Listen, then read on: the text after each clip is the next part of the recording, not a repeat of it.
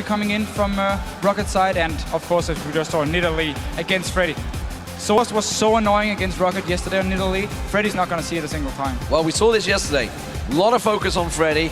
That is how Alliance managed to crack down SK Gaming. And again, with all 3 top laner bans from Roccat, they're doing exactly the same thing. Focus on Freddy. Tristana, the final ban as well, coming through. That means it's going to be an AD carry first pick. And this should also mean for Freddy. I mean, if you look at the champions he normally plays, Renekton has then been his go-to champion when everything else is kind of gone. But Renekton in this meta here, if you just lane stop on him, he will never have the impact in late game, as we see some other top laners happen. We see all these late game comps now, where Renekton doesn't really fit in. So on the other side then, Roccat taking Morgana and also taking Elise. Elise was banned out pretty much all day yesterday against Jankos. That is his first blood machine, although he also showed us they can come up with the goods on Kha'Zix as well. But for me, Elise is Jankos' best support by a long way. And these 2 picks right here are the picks Roccat used in the quarterfinals to beat Super Hot Crew pretty much every game. And it was the same tactic. We always talk about it with Jankos, how he runs into the lane and you just hard push it up. You kill the towers early. You don't really focus too much on ganking except for maybe the first blood. And then it's just all about tower pushing. Morgana and Elise is one of the best combinations for not only picking off people, but also pushing towers. Well, Svenskeren gets his hands on Kha'Zix. It was a key part in every game yesterday, really, all throughout the best of 5, 2 best of 5 series.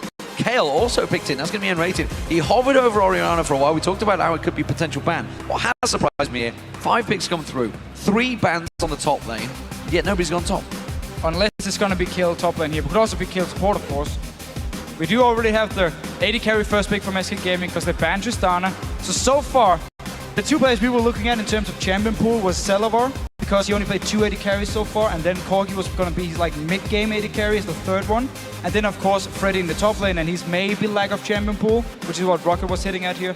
So very expected here from Celaver if he does log in the Corki. It's going to be his go-to champion, some mid-game power. Now you have the Orianna, fine in the mid-game too, but even better in the late game and of course in the laning phase. So Overpow now, finally getting a champion where he's actually supposed to win the mid lane on farm. And that's the thing, he has been consistently behind every other mid laner in Europe at 10 minutes, at 20 minutes. Basically, whenever you look at CS, Overpow is generally behind, and Orianna is a champion where he shouldn't really be behind. It's a champion where he should be able to rack up big numbers. We'll see about that one. For SK Gaming, they locked in pretty quickly here, taking the Ahri for Jesiz, who had a fantastic win rate yesterday. Ahri was really a big thing in that in that SK vs Alliance game. Mundo also then taking Freddy up top. Alright, so Freddy can be pretty happy. Getting Dr. Mundo when there's 3 bans to top lanes is not exactly a bad deal here for SK Gaming. They will have the super tank for late game, where on the other side, for Roccat, because Maokai is being banned away, you don't really have this late game tank option as we see on the side of SK Gaming. Could of course be an Alistar if you wanted to play it into it, but it seems like he just didn't want to do that. Yeah, so it's going to be Lulu, the final choice in that top lane. As you mentioned, it does take away the tank factor for Roccat. So, can they allow it to reach that late game? They have to surely close this one out quick. Yeah, they definitely have to win in the mid game here and make sure they don't give SK Gaming time to scale up and get the full items. Especially the Mundo is going to be so hard to deal with. Corki is not an AD carry who destroys tanks. We rarely see player through King on Corki, so it's going to be hard for Celaver in the late game if there's a fed Dr. Mundo in his face here. And SK Gaming side, Ahri has a 100% win rate in the playoffs so far. It was first picked yesterday between Alliance and SK Gaming a few times. Both Roccat and Jesiz wanted to play her, and she is so damn strong. Also setting up these picks here. You have the Kayle support as like your peel and protection for your hyper carry now, or even for Dr. Mundo if he's the guy running in all alone. And then of course Svenskeren getting his Kha'Zix where he can get some wave clear, counter the fast push from Roccat they like to do, and also he can actually invade in on Elise. It's a good matchup here for Svenskeren to one-on-one Elise in the jungle. I also think looking at the AD carries that honestly Kog'Maw is going to outscale. They want to go late game when they've got the Mundo in there. Kog'Maw is going to be a big factor in this game. Roccat aren't a team that win games generally in the mid game. They almost always take it to the very late game, whether that's really through their choice or not. Yeah, obviously, you know, the ban towards it, first pick, it's got to be a big deal. Which champion select do you think has made you win the vote? Who is it going to be? SK win or Roccat win? That's the question. Hashtag SK or hashtag Rock win. And send them to, don't forget to put at LOL Esports in there as well. We'll see how it works out as this game gets underway. Roccat were the favorites, but only just. Only won just over a lot by of fans 8%. yesterday. Yeah, So, won over a lot of fans yesterday. Here we go, ladies and gentlemen. Game 1 about to get underway. SK Gaming starting out on the blue side, up against Roccat. A final spot at the World Championships is at stake here for the European number 3 seed. Who will it be? Roccat took the number 3 position back in the spring. Can they do it again? And if you look at their bottom lane here from SK Gaming, it's actually the same setup they used against Alliance yesterday when they played, where they played Corki and Morgana. And really likes to pick Kayle into Morgana and simply just try and push the lane 24/7 in through the tower, try and deny some CS from the enemy AD carry, and never really give them a chance to poke back. And also Corki, if he's under the tower, he can't really poke the enemy AD carry because he's low range. He needs to land the rockets, he needs to land the Q, and it's easy to dodge around if you also have the minions to help you. So let's see how this one goes. And Celaver yesterday, Tristana was of course his real big impact champion. Now was banned out here today. Leaves him with Corki after Kog'Maw was first picked by SK Gaming. And again, Roccat being pretty active here at level 1. Looks like they're headed down onto the bottom side of SK's jungle. We'll see how far they go with this one. Looks like they're going to get a ward over by the Red Brush and one by the Wraith Camp as well, and simply just head away. So interesting there, sweeping lens picked up at the start by Jankos, and they cleared away that red buff ward. It has been replaced. Just saw Jesiz replacing it there. Wonder if that means they're going to try and put some fear in them, but the fact that they held on, Jesiz held on to that ward, will give them the vision back there. Interesting, you know, in the starting, you don't often see the sweeping lens as their first item these days. No, and when we actually do see it, it's often from the support, just to deny some vision down the bottom lane and potentially set up an early gank.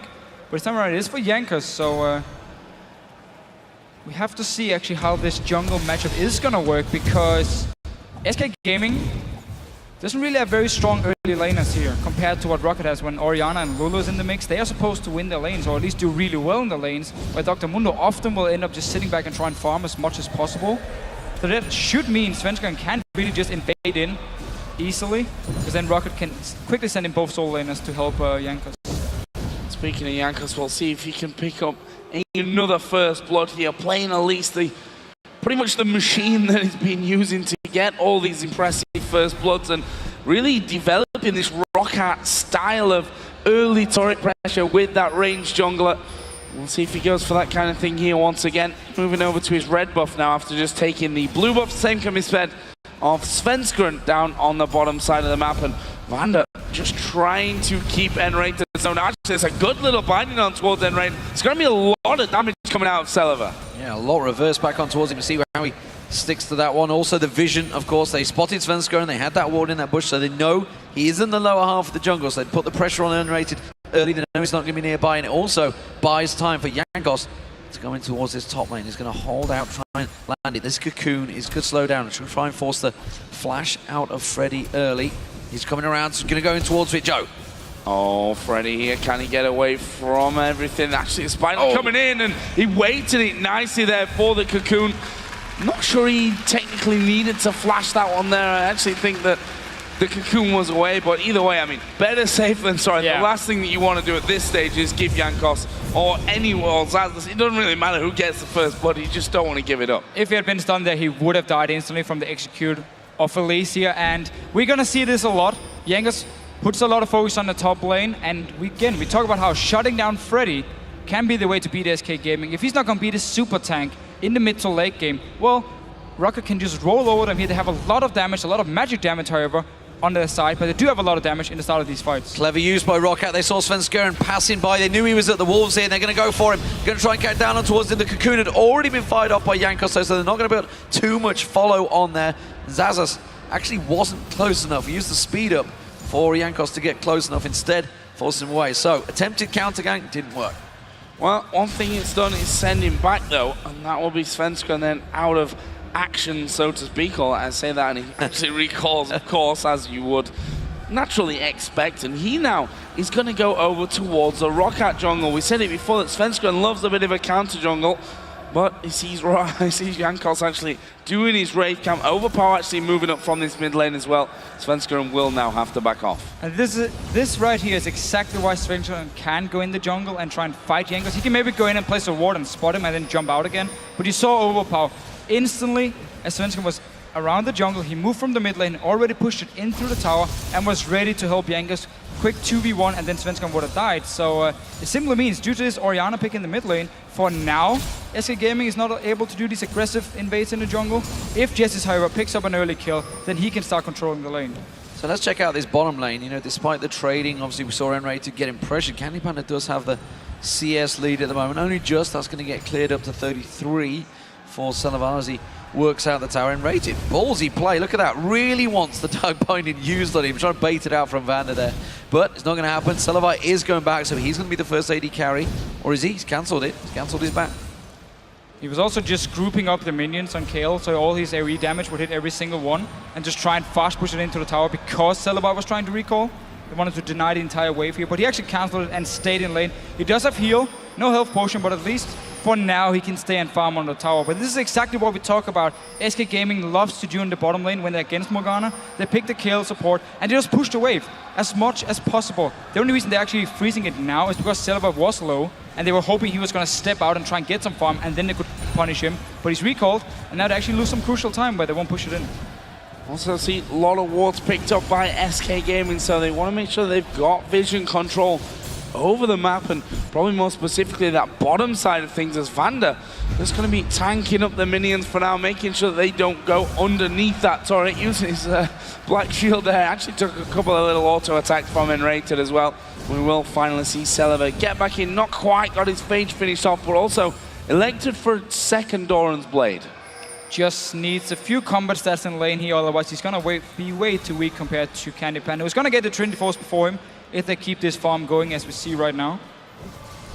Speaking of combat stats, these two mid laners, looks like it's going to be Athene's for the two. Got to keep an eye on that one for Roccat. They could do with a Morellonomicon in there maybe for that grievous wounds. Freddy is going to need controlling somehow as it gets going. We'll keep our eye to see whether Overpow wants to go for it, whether VandeR wants to maybe even build towards that later on.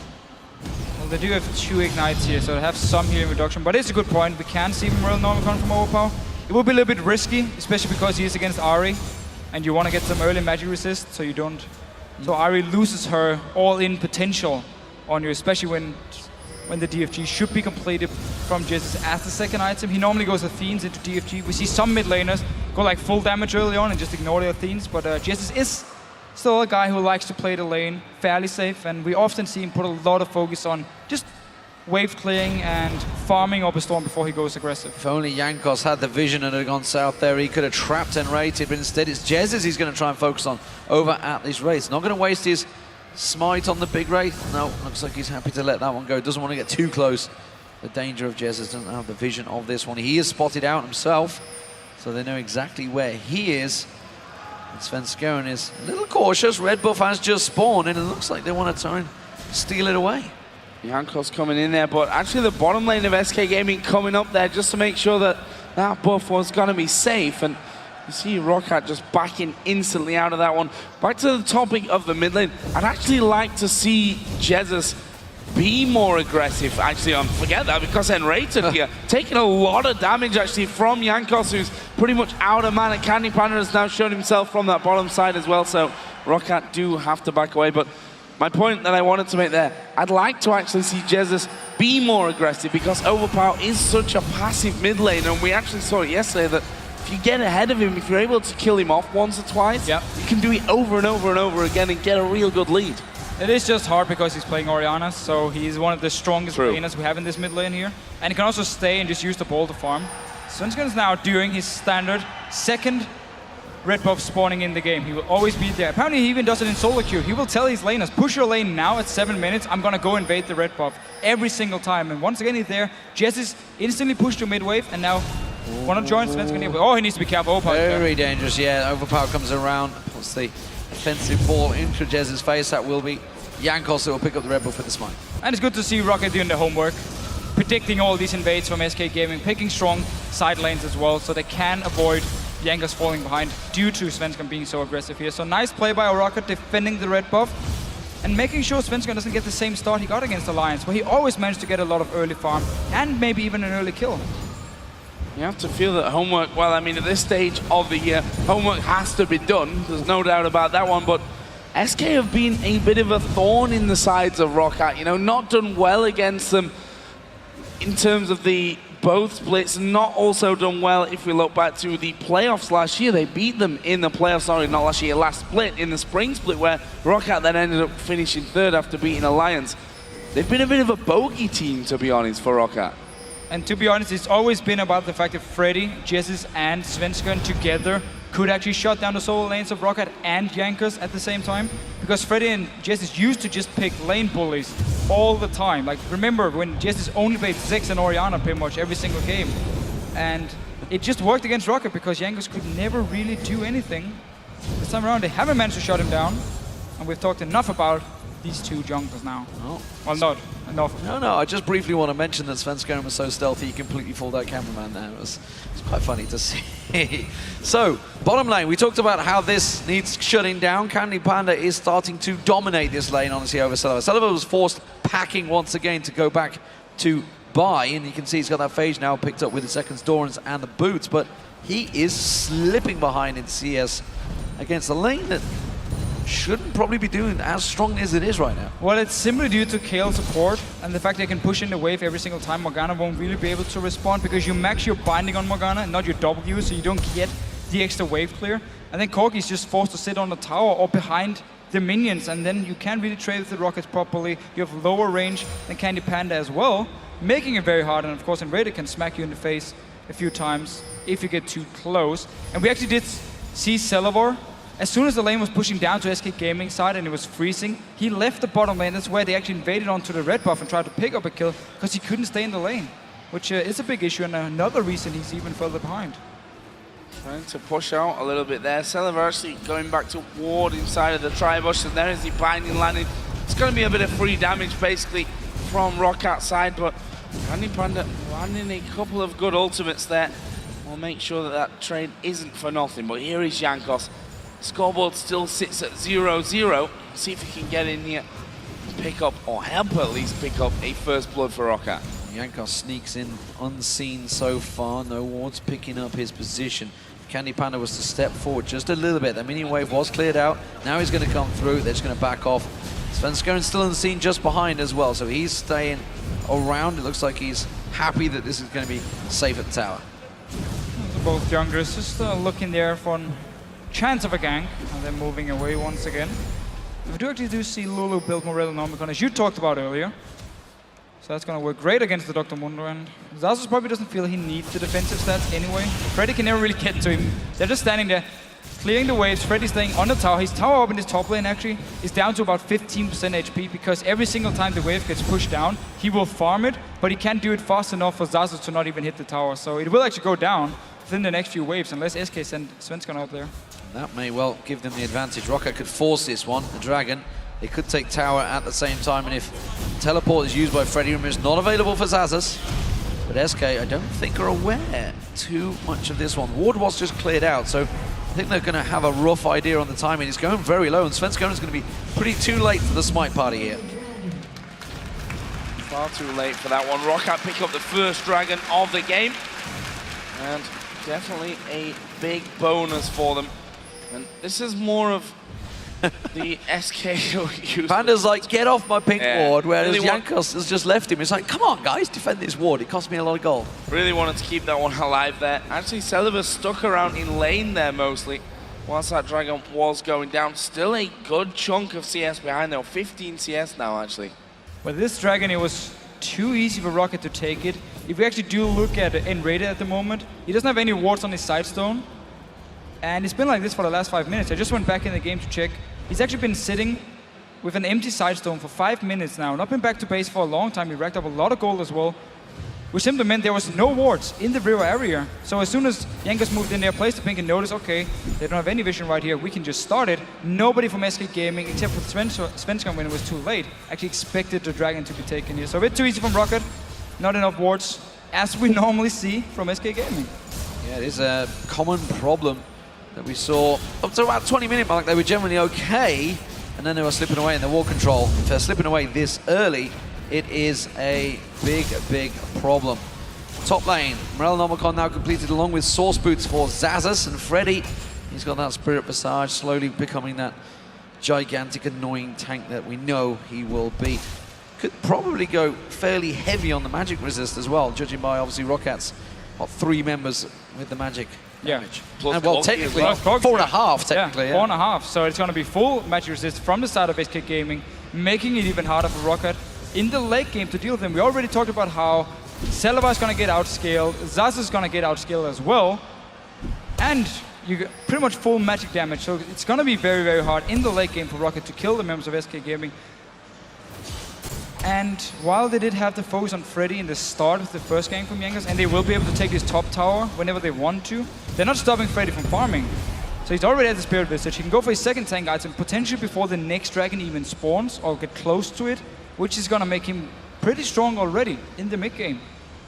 Yeah, when your top laners are almost touching on the mid lane CS, and that just shows you how really quiet that top lane's been, or maybe we should say how quiet the junglers have been at this point. Jankos, of course, did come down to the bottom. Svenskeren was in there as well, but not really too much activity coming out of the jungle. And we can see that Jankos going for his favorite build, I think it's safe to say by now. Getting some good damage in there early with a Spectral Wraith and that Haunting, guys. This is going to be the first turret of the game, though. Going over to SK Gaming. Yeah, solid work from SK. They've been pounding away on that bottom turret. That buys time for Jankos to head towards the top. Remember, as you mentioned, this tower is pretty low in this top lane, so only going to take a couple of hits. Sadism's already been used by Freddy, so he's got no ultimate to fall back on if Xaxus were to suddenly burn down the damage. Xaxus is going to take away the white on the left-hand side. And with this wave, they may well jump on Freddy. Let's see what they do. They're going in. Oh, it's going to be bad. The tower is very, very low. Actually, they decided to just jump on him there, not finishing off the tower. Wild Growth will come in. It is Jankos that's tanking it up, but he's able to go in again, and the first Blood Machine does it time and time and time again. A nice little trade here. Tower was so low, they could have instantly killed it after they took down Freddy without his ulti. Now onto this mid lane here. Oh, SK have moved around on force. That's going to be a simple turret. 4 members collapsing in amongst it. But look at this.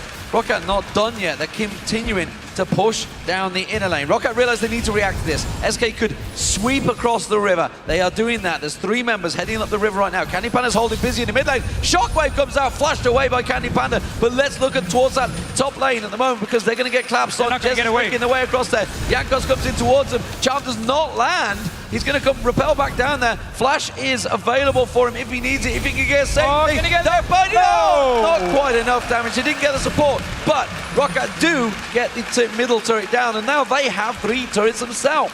So the teams here are trading towers, they're trading kills. First we saw Freddy go down the top lane, the tower went down as well. At the same time, the bot lane tower went down, and then instantly SK Gaming said Jankos is in the top lane. He won't be able to help the mid lane. It was already low. Jesiz had pushed it in, and Easy just rotated from the bottom lane to mid lane, picked up a neck or another tower, and now Dragon spawning in about a minute. And that's the thing that Roccat seems to do so well. Very reactive plays there, pushing into the top lane. You also have to say that SK just didn't really react at all. Or, well, obviously they did, they went in later and got the kill, but it was very, very slow. They lost the inner turret in the top lane before they even started to move away, trading it for that inner middle turret, which some would argue could be just as important there. Once those middle turrets start to fall, allows you to start working your way through the enemy jungle. But for now, despite the fact that we are 5 towers into this game, low scoring, still quite cautious. A lot of focus on just like farming in the lanes. We haven't seen a lot of jungle action, and then either take this safe ganks where you basically run in and just kill a tower and not go for a straight up gank. Now we're gonna have the dragon spawning very soon. We talk about Roccat in the mid game. They have to be able to go in here and take this fight against SK Gaming. If they lose it, they will fall very far behind and also get outscaled here. And Xaxus is sitting in the top lane, no teleport. Freddy can join in for the dragon here as soon as it spawns, and it also means SK Gaming feeling very confident, so they move straight into the river and place the wards because they know Freddy can join in at any time and be 5 versus 4. Problem is, of course, Xaxus has put a lot of pressure in that top lane. They did just take down the inner turret, so if Freddy goes away, they are leaving an inhibitor turret exposed, and it is Xaxus still shoving out that wave. He's got that large rod now, so a lot of magic damage. We'll see whether he makes his way down the river. Ward spots out. SK clocked out on the side there. Big item completed for Overpow should this fight happen. That shockwave will be doing some serious damage. Oh, Xaxus caught out a little bit, but sidesteps it. Wild Growth has been used out, and the flash are going to pounce on towards this one. Overpow forced the flash as well, and that may well be the trigger. No! That's going to be a quick shockwave. Why? Used out because Roccat are trying to pay time to take down the dragon. They're sneaking it fast in the background. They hit and run, they're gone. Wow, okay, so Roccat actually used 2 big ultis here, used 2 flashes. It would have meant they couldn't actually fight for the dragon, but because SK Gaming sent every single member to go and try and kill Xaxus here, Celaver, VandeR, and Jankos could just sneak the dragon. Nice play. They need to get into this mid lane though, because there's a lot of people pushing from SK Gaming. And they are going to start to move back into that one. Xaxus' TP is still down, so he's not going to be able to get in unless he walks away from that top lane and then most likely gives up the turret to the Mundo. Trying to get a max range charm in there, but Jankos stood at the front. And yeah, wave clear is there, that's for sure, with the likes of Lulu from that top side of it, from Orianna. It's not going to be too difficult to be holding on to these turrets. There's a lot of kind of all-in potential, especially when you think of the likes of Svenskeren diving in Mundo, tanky as you like going underneath the tower, and Jesiz to obviously get in there for the charm. And then you're going to see Overpow going down in the mid lane, completely caught out of position there. And again, a big play out of Jesiz. That's the kind of thing that Jesiz needs to do that we don't see too often from him, I have to say. We heard it earlier that Alliance, they rely on Froggen to do that kind of thing. SK don't necessarily rely on Jesiz to do that, but if he does do it, it gives them a massive boost. And it really seems like Jesiz, whenever he plays Ahri, is the only assassin where he can really take control of the game. Because we have seen him play Zed in the past where it didn't work out for him. Ahri, again, you need to get these picks here, you need to catch people off guard, land a charm, and then you can just burst them down like we just saw him do here onto Overpow. So, been working out also against Alliance with the Ahri pick for Jesiz here. Need to keep doing it. Now you also need to be careful. Oh, I'm not sure Jankos wants this one solo. Look at that. Jesiz turns it around, puts the charm down. Might be able to take it down Jankos. Instead, he gets slowed by Xaxus. The rest of SK moving back in. Cocoon is going to be jumped in there. Svenskeren leaps off, and he gets a dark binding in the meantime. Freddy trying to zone out Xaxus. SK, they bought themselves some time. What I was about to say is the difference between these two teams is SK will make a kill and get an objective. You just saw it there in the mid lane. Tower. And actually, Roccat were very much in danger. If that last charm, Jesiz fired it off and it missed by a whisker. Then it got that would have been inhibitor gone. And that's just great play by SK Gaming. Also looking at the fact that 2 flashes were used earlier by Overpow and Xaxus. Yes, okay, SK Gaming lost the dragon due to the chase, but it simply meant they could go into the jungle. They could suddenly look for a fight, and we saw Jesiz spot out Overpow. There was no flash, instant just kill him there, get the tower as well. And while SK Gaming as a team, we always talk about how bad they are at warding. Try and look at their items now. This is the first time in many games I actually see Jesiz and Freddy buy wards. So it seems like they've been looking at the games yesterday and realized we need to have more wards on the map, especially when we play these assassins in the mid lane. And then we can use the lead we get early on, or if we have the pressure, play some deep wards and get the kills on objectives. And I think this fits SK's style. This is the SK play style that was so good in the spring split for them, and they've kind of struggled to find that form here in summer, but this is what they did really, really well back then, is get towards this mid-game and then even going into the later game as well. Get the kill, literally just one kill, and then just push these towers down, really pushing those objectives very, very quickly. Svenskeren are quite going to get hit there by the binding. 3 men up on that top side of the map. 4 men now even if you can. Jankos in. I was going to say SK wisely backing away, but actually they're going aggressive into the jungle. And this is the thing, SK are what, 3,000 gold behind, but you don't feel it. They are their aggressors. They are the ones looking there for team fights. Shockwave used on nRated doesn't have the damage. He still holds on to intervention. Ballsy play by nRated, didn't want to waste it there. Took a lot of pressure, but he's happy to just sit at the back. He's the support. If you're going to focus the support, then the rest of the team are just going to come in, sweep around, and take another free tower. And because SK Gaming is controlling the jungle of Roccat here with all their members, with some of the wards they just placed, they can go between mid lane and top lane. So as soon as Overpow walked in there, tried to kill nRated, didn't work for him. He was in a bad spot. He could never make it to top lane in time anyway, so he just had to go back to mid lane. Easy tower picked up by SK Gaming. And while again they are behind in gold, they are fully controlling the map and the jungle here, and Roccat is just sitting back. They're basically waiting to land a binding like we just saw here, if they actually want to engage and try and kill someone from SK. Xaxus has actually got a lot of damage at this point. It's all Morellonomicon into the death cap. His opposite number, Freddy, said, I like Giant's belt, so I'm going to buy 2 of them. I mean, Mundo has got a bit of big pants. He's got like a Joe Miller waist going on. You have to get 2 belts and link them together, you know. Don't be so harsh on yourself. You look beautiful. Chain them together. So, Candy Panda, let's see where he builds and continues, because it looks like Celaver is going to be an eye edge, maybe come out after that Trinity Force. Xaxus in his top lane, got himself that death cap a while back as well. Jesiz, though, he is possibly the key for SK, opening up, unlocking the game with that charm. Rabadon's death cap, Deathfire Grasp picked up. A lot of damage on him. And we'll see where it works out. Overpow's been, as we've said so many times, fairly passive. Fairly, I don't exactly trying to think of the word, but basically he's not been involved in this entire game. Jankos Passive is a great word. Passive really is kind of fits it pretty well. 12 seconds on the Dragon. Roccat snuck it last time. I don't think SK are going to allow that to happen this time around. There's a lot of ward placement coming in around this river area. They have the positional advantage. We still do see a lot of the big items for Roccat here, so they are still strong if they get a standard 5 versus 5 here. They've been using 2 ultis from Overpow so far in the game, and they've done nothing at all. Every single time he needs to land a perfect one here.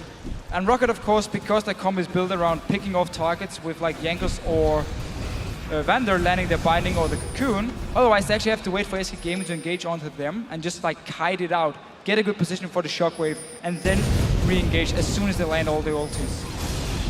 Jez has got a DFG in there as well, so he needs to be hunting. You can see him actually up in the jungle then, waiting off to the side just to hope that someone comes around that they can pick up. The Dragon, of course, in the meantime, did go over to SK Gaming. In terms of gold now, they're closing in. It's just 1,000 difference. Roccat still holding on to the lead, but slowly but surely the map is just being taken away from them. They're losing tower here, tower there, Dragon here, Dragon there.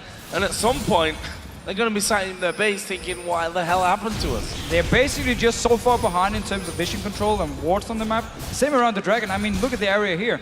Blue wards everywhere from SK Gaming. 2 wards from Roccat placed around their own blue buff. I mean, they can't use that for anything. So as soon as SK started the Dragon, Roccat couldn't find an opening to engage in, because you're going to run straight into an Ahri. She's going to land a charm in your face, and you're going to die, which means fight is lost. So they had to just stay back, couldn't find an opening. Again, they don't have any real engage unless they land a binding or cocoon. But to do that, you need wards on the map. You need to see where SK Gaming is going or moving around, and potentially hope a support is going to face check you, which he didn't. Jez is caught out with a dark binding. Now they're going to follow through. Shockwave will pull him down. Intervention, though, is popped, and that's a lot of ultimates used.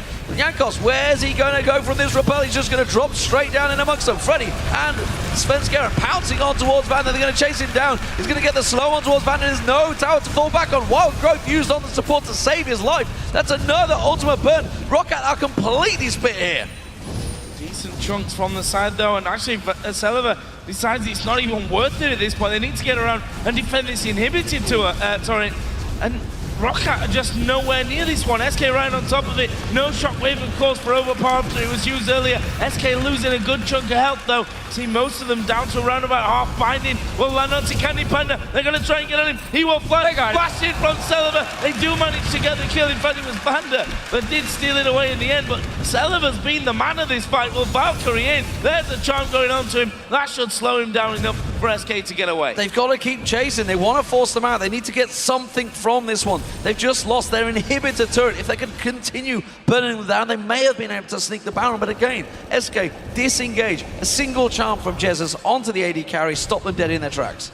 And this Kayle pickup here for nRated has been so important, because again, whenever a binding or a cocoon lands, nRated is there. He's ready with the ulti. So even though Shockwave is used, even though Roccat just used all the damage on this one member, instantly we get the ult from nRated. It's only the one guy being locked up. As soon as he's out of the binding, out of the CC, the ulti wears off from Kayle, and he's free to just either step away or actually re-engage like we saw Jesiz do here before. So this Kayle ult has been working really well against Morgana. Not only in the laning phase, but also in terms of Roccat trying to find these picks with these two, Elise and Morgana, and it's just not been paying off, and they haven't been getting the team bites. SK Gaming have constantly they're actually just chasing them. We never get this full-on 5 versus 5, where the come from Roccat could also be very strong as long as they can kite. They never get the chance. Kite is very strong as well with SK. We see time after time those void spikes, cleavers, charms coming down, and very hard to chase into SK Gaming without, number one, taking too much damage in there as well. And I've got a feeling that SK is just going to do that this entire time, you know, go in there, push that turret down, wait for Roccat to start chasing and say, no, you know, you're going to chase us back, but we're just going to slowly but surely back away. In fact, they're now moving over towards the Baron there is. They get clear out there from SK Gaming, so they got full vision control of that Baron area. One over the back as well will spot VandeR coming in to put one down. And that's what we've talked about, the vision control. You know, SK coming in, Roccat not defending their wards at all. SK complete vision control, like starting to set up for a Baron potential here. Roccat come in, they sneak in, get a ward down, but that's immediately cleared by SK. And Roccat just sat again, well, we can't see what's going on, we don't know what's happening. And SK are fully in control of this game now, despite the fact it is, what, only 300 gold in Rockat's favor. So while SK can actually group up and go for this open inhibitor, they're gonna have a hard time pushing down towers because there's so much wave play on the side of Roccat here. So if SK ever groups up in one lane, Roccat is there to defend. They can just instant kill the minions. So we actually do see SK realizing, fair enough, we can't really take down the towers. We can either go for open inhibitor or we can try and bait the Baron here. That's gonna be the two options. They need to catch out Roccat outside of the base or under their own tower if they feel like Freddy can go in for the dive. Get a kill, remove some of the wave there, and then you can start taking the towers here. So that's simply why we're seeing SK Gaming setting up around this Baron here as well. And Mundo is slowly but surely turning those 2 giant belts from earlier into a lot more than that. Already got the Warmog's armor complete. The Randuins will be coming in here next, and that is a tanky Mundo. Is it at that point now where you just, I want to say ignore him. You can't really ignore Mundo. That's the sad thing about it, because he's in your face constantly, sticks to whoever he decides to go for. But so very difficult to actually end up taking down that Morellonomicon from Xaxus. Definitely going to be helping out, but the jungle is starting to be overrun here by SK, and looks like they're going to make the natural progression towards that top inner turret. And just slowly stepping further and further into the jungle, try to clear the wards. They get one down here from VandeR, so at least can see SK move between the mid and top lane now. But it's so good for Freddy to play against so much magic damage because it opens up again. Spirit Vision first item, perfect with Dr. Mundo. You get the health regeneration, and at the same time you get Warmogs again. Your Q, your cleaver scales on your HP even better. And can an AP champion who doesn't have any % magic damage burst down someone like Dr. Mundo at this point? Not gonna happen. Well, all the focus around the Baron buff area has left the Dragon completely untouched. It spawns now, and that's not what SK care about. They're on the Baron.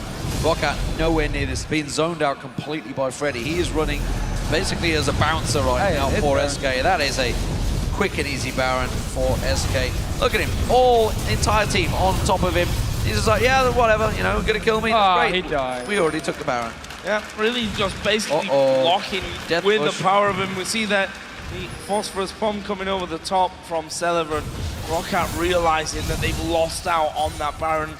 Obviously with that Morellonomicon, it becomes a lot harder for him to actually be tanking and regenning that entire time. There's the jump in, they go for Overpow, and it is going to be the charm that gets it. And very this is 4 members. Svenskeren. This could be real bad for Roccat. There's the second kill. The reset's coming for Svenskeren. He's not going to get away from this one. There's the flash. Svenskeren continues to chase on towards him. He will have a leap in a couple of seconds. He chooses to just step away there. The rest of SK come in though. The inhibitor is wide open, and as you just pointed out, that was a 4v5, and SK just dominated the fight. Yeah, there was a ward in the bush here. Overpow, he was running as the last member from Roccat down towards this dragon here.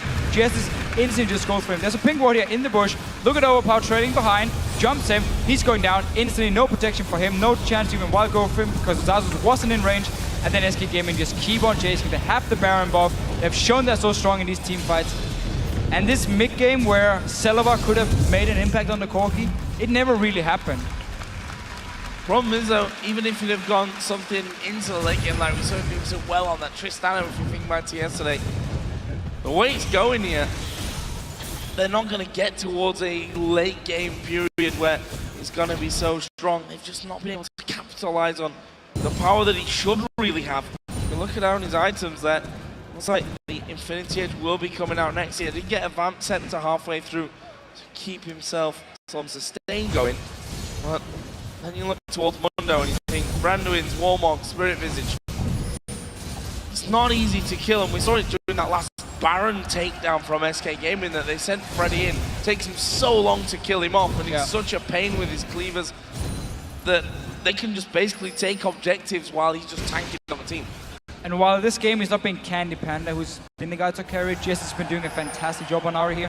But the fact that SK Gaming banned Tristana, first picked the hyper carry, and suddenly Celaver had to go for Corki. There was nothing left for him to play. If you look on the side of Candy Panda, he's played Twitch as well, he's played Jinx as well in the playoffs. So even if Roccat decides to fully ban 80 carries, there will still be a late game carry ready for Candy Panda to pick up. And we can't say the same for Celaver. That's going to be a big deal in the pick and bans going into the next few games.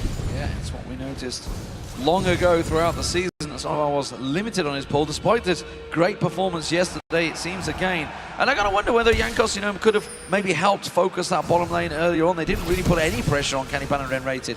SK, look at this, off the side. Charm lands on towards Xaxus, instantly they react and pounce on towards him. Wild Growth comes out, Jesiz is actually caught in a good dark binding, but there's just no follow-up. They haven't got the damage. Candy Panda actually flanking round, that's unusual. The AD carry's not really the guy that should be doing that. Well, I'm apparently saying don't need to stay passive on this one. We can see that the Nexus turrets are taking chunks of damage now as the super minions start to come in there. And you're going to have to force them off. And I think this is a scenario where Roccat are going to eventually have to say, guys, we have to leave this tower. We have to let that one go down to defend the base. So while they could defend the first wave here with all the wave clear, as soon as they had to use the Wild Growth, it wasn't up anymore, any longer. Celaver is very low in mana. They just had to back away from this tower here, give it up to SK Gaming, and that's what they can keep doing because SK Gaming are so far ahead. Again, not necessarily in terms of gold, but just because their late game comp is so much better, the gold counts even more for them. Well, this middle inhibitor, it will be respawning at some point shortly. Svenskeren's the man in the mid lane, pushing, helping those super minions keep the damage down. Candy Panda comes in, Freddy tanks up a couple of the hits, and this inhibitor turret in his top lane is not going to be much longer in the world. Jesiz's charm does not land, but his burst damage does, and Jankos takes that. Again, another couple of shots come in. Svenskeren pulls Roccat to the side. They continue to siege, and slowly but surely that tower is falling. Down to about half HP now. Svenskeren in the meantime pushing these super minions on through into the base. So Roccat again going to be faced. Apparently my fractions are a little bit off because that's definitely not half HP. That's about 2 auto attacks here from Candy Panda, and that one's going to go down. Super minions have to be dealt with. Just forget super minions. Svenskeren has to be dealt with. He's on the Nexus turrets himself, and Roccat are trying to hold on to the inhibitor turret. Priorities. Priorities indeed. What are they doing? He's been flanking around that whole side. 2 more auto attacks from Candy Panda is all it's going to take. Jankos, he's the man. He's going to leap in towards it. Svenskeren jumps on him right now. This is a jungle battle, duel back and forward, and Jankos may not well win it. The inhibitor turret falls on the left-hand side. Svenskeren stealths himself up. Jankos will not fall back on towards him, but the damage is done, and Svenskeren backs off. Still the tower in top lane is alive. It's now all about inhibitor here for SK Gaming. They are fairly low in mana, Candy Panda as well. This might be the chance to fight for Roccat. And then Jankos almost dies. Almost dies. Putting that disclaimer there right at the very last second, and Jankos doing exactly the same with a nice little rappel to get away from Jesiz, who actually flashed for that one. They did take down the inhibitor as well, so that is good news for them. But that top turret, I'm not sure how it quite survived, but the important thing is that it did actually survive going in there. And there must be a decent chunk of gold here for SK Gaming to be going home and spending. And as I say that, you can see a couple of them start on 1700 gold, and the items are just going to start flowing for them at this point. Yeah, they were sieging for a long time there, making full use. The Baron will be back up in a minute. Roccat desperately forcing themselves out, get the wards down around that pit. They know that SK could well be focusing straight towards it. They've pushed the top wave out, they pushed the bottom wave out. They're trying to do the same against the super minions in that mid lane, forcing every little thing they can make out of it. They really, really, really want to catch someone out. Maybe an nRated sneaking in to put some wards down, or a Candy Panda walking good, unawares into the bush. Get the butterfly. Oh, shows himself too early. Candy Panda there.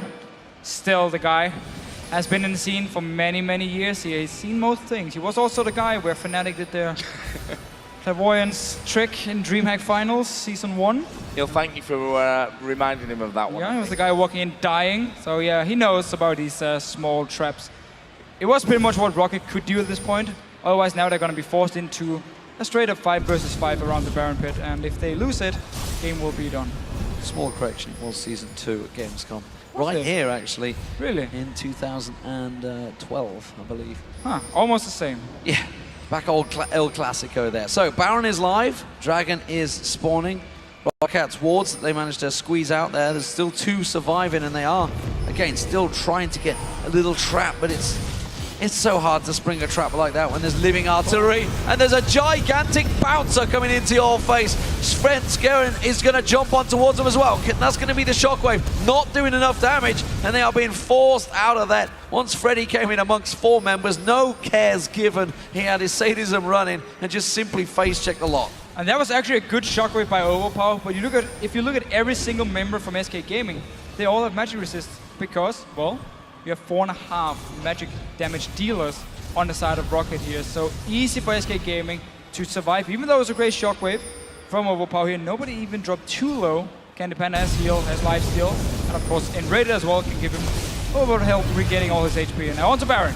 Baron down to half HP. Nexus Taurus in the meantime are once again going to be pressured by the Super Minions. They decide to jump away. Overpow, he is in no man's land here. And there is the ultimate used out of Jesiz. It's going to be a simple kill to put Jesiz on the rampage. And SK say, well, easy. So just gifted to them on a plate there. Yeah. He had no shockwave available. He used his flash to basically run away. And that is a Baron going to SK.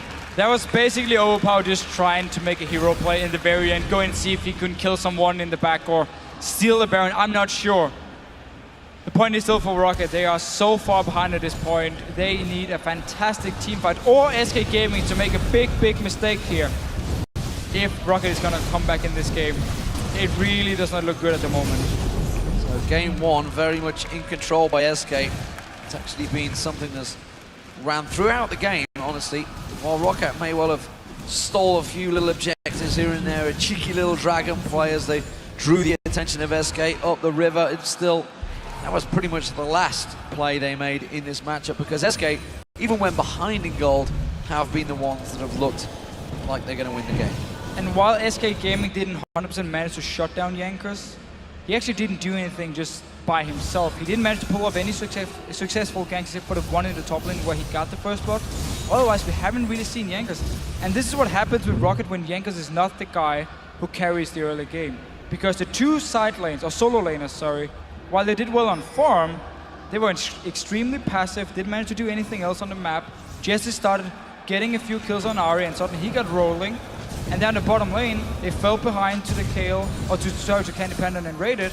Ended up losing the tower as well. So whenever Jankos is not the guy who gets some good ganks in the early game, the rest of Roccat just looked very, very passive and also lost the battle for wards, which is pretty weird considering Roccat is one of the best teams normally at placing wards. Well, SK are moving in to get rid of that inhibitor, obviously respawning in. The Super Minions have already caused Roccat a whole host of problems. Can they finish off the inhibitor? Svenskeren actually taking a good bit of damage there, and that shockwave, don't forget, is available here for Overpow. It's going to take a massive one to actually help them out, but even the last one, which was very good from Overpow, you have to give him the credit where it's due, hitting 3 men inside of the jungle. Didn't really do all that much damage because of the magic resist that they've been building up. You know, Roccat keep doing this combo there, the Cocoon, Dark Binding, double CCing someone, but there's just no follow-up anymore from Roccat. They keep landing there. They just did on Freddy. Look at Freddy, he's back to full hit points already. Intervention's always there to fall back on as well. Another inhibitor goes down as Freddy just stands and face tanks all of Roccat, while the rest of SK just chip away and melt down the base. Roccat are absolutely helpless here as SK look to close out game 1. It is a solid performance and a bit of a worry for Roccat. We said it from the very beginning though, back in pick and ban. How are they going to deal with Freddy on Mundo? They banned out 3 top laners and still waited to counterpick. They just, I mean, they took his tower in the top lane, they killed him once, But he was even in farm with Xaxus for the entire time. What is the reason to pick Lulu then? If you're not even going to try and bully and shut down the Dr. Mundo up in the laning phase? Yeah, okay, sure, you have a lot of utility in team fights, but you're never really going to have a real tank because Lulu is your top laner at the moment and you have Elise jungle.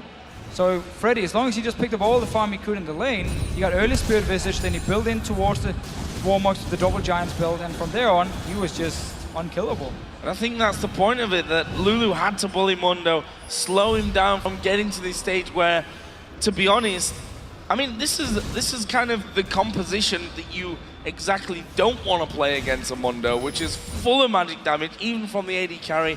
And the thing is, he got to that stage, and Corki never really had his time to shine in this one either. You know, if we were now looking at a Tristana or maybe a Vayne as well, obviously that'd be a little bit more vulnerable in this composition, it would be doing a lot more. I mean, the Rockets going through don't really dent anybody on that SK team. And the gold graph we just saw there, you know, kind of basic shows what exactly we talked about. You know, Roccat needed to win early. They had a 5,000 gold advantage yet.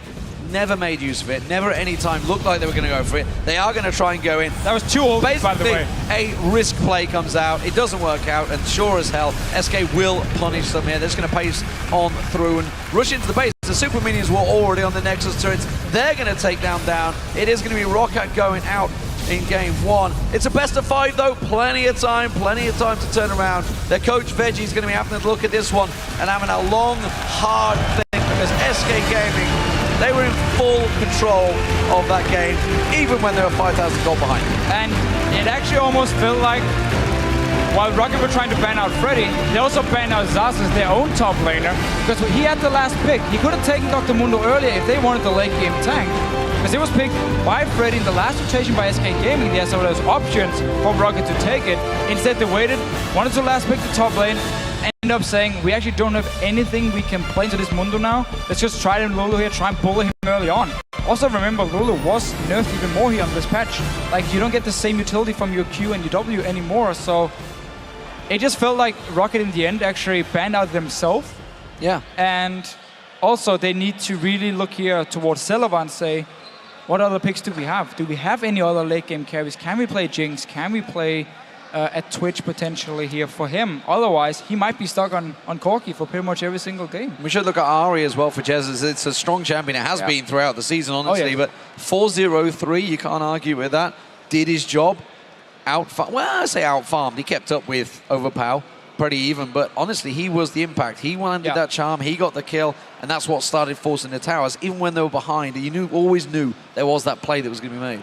And that's the problem here, that we talked about how SK don't really rely on Jesiz to carry them in these games. They'd rather look to the likes of Candy Panda for Freddy to be constantly pressuring, which this game wasn't necessarily the case. Candy Panda, for me, was actually fairly quiet this entire time. It was Jesiz who was constantly stalking inside of the jungle, always looking for those pickoffs, and as soon as he gets the first kill and gets his DFG, everyone then has to be so scared. Roccat was too scared to come out into their own jungle. They didn't ward like the Roccat that we were really used to be honest, and they lost control of everything just very, very easily and very quickly as well. The gold swing happened quite really fast. And that's the bonus. You know, as we mentioned, they don't rely on Jesiz. So when he does make a play, suddenly like, boom, well, everybody makes control of it. And the point is, Freddy, you know, he became a brick wall. He basically, he probably had a pretty boring game. If you were to ask him himself, he probably wasn't too pleased about playing Mundo in that top lane, because basically all he did